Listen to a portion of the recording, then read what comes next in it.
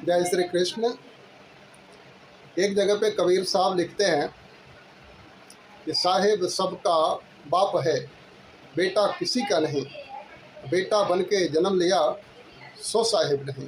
कि परमात्मा के बारे में कबीर दास जी लिखते हैं कि परमात्मा अजन्मा है, ना उसका जन्म है ना मृत्यु है, बल्कि वो एक ऐसी एनर्जी है जिसके द्वारा सारा संसार जन्म ले रहा है और मृत्यु हो रही है। जो कुछ भी संसार में बन रहा है और वापस विनाश हो रहा है, उस एनर्जी के कारण वो ईश्वर, वो शक्ति परमात्मा है। तो फिर हम जो देख रहे हैं कि कहीं प्रभु श्री रामचंद्र जी, कहीं भगवान श्री कृष्ण, कहीं और अन्य देवी देवताओं की, अन्य भगवान की जो मूर्ति है अलग अलग, इसी के कारण इंसान को कन्फ्यूजन है कि मेरा भगवान बड़ा और तेरा भगवान छोटा। ये जो मतभेद हो रहा है भगवान को लेकर के, वो इंसान समझ ही नहीं पा रहा है कि भगवान कौन, क्योंकि बहुत बड़ा सवाल है। दुनिया में हजारों भगवान हैं।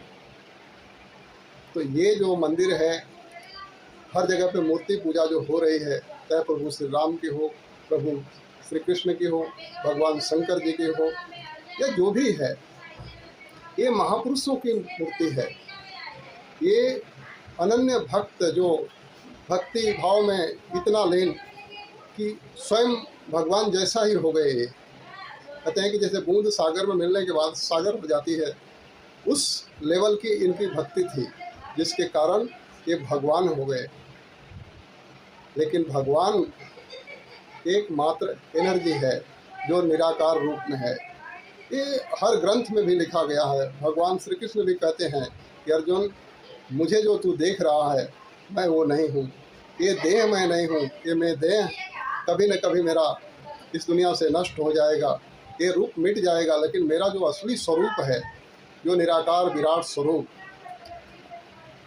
वो तू पहचान ले। वो ज्ञान की दृष्टि वो दे करके उसको बताते हैं कि ये मेरा विराट स्वरूप है, जिसमें से सारा जगत आ रहा है और सारा जगत इसी में फिर वापस विलीन हो जा रहा है।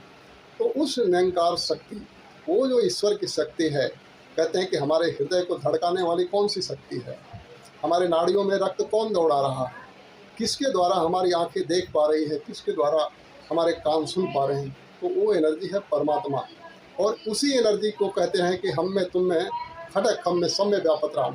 कि प्रभु श्री रामचंद्र जी की बात नहीं हो रही है, ये बात हो रही है उस राम की जो एनर्जी पूरी रमी हुई है संसार में, जो सब में विराजमान है। तो आओ कहते हैं कि हम भगवान के नाम पे बटे नहीं, हम जो है भगवान को सतगुरु के चरणों में जाकर के पहचाने, इस एनर्जी के साथ जुड़े। एक ही एनर्जी है, एक ही सब कुछ है, फिर भेद कैसा? भेद मात्र है इसलिए कि हम समझ ही नहीं पा रहे हैं कि भगवान कौन और भक्त कौन। इस बात को समझने के बाद ही इस बात से पर्दा उठता है और भेद मिट जाता है, तो जाकर के एक सही जुड़ाव ईश्वर के साथ हो पाता है और हम हमारे जीवन का कल्याण कर पाते हैं।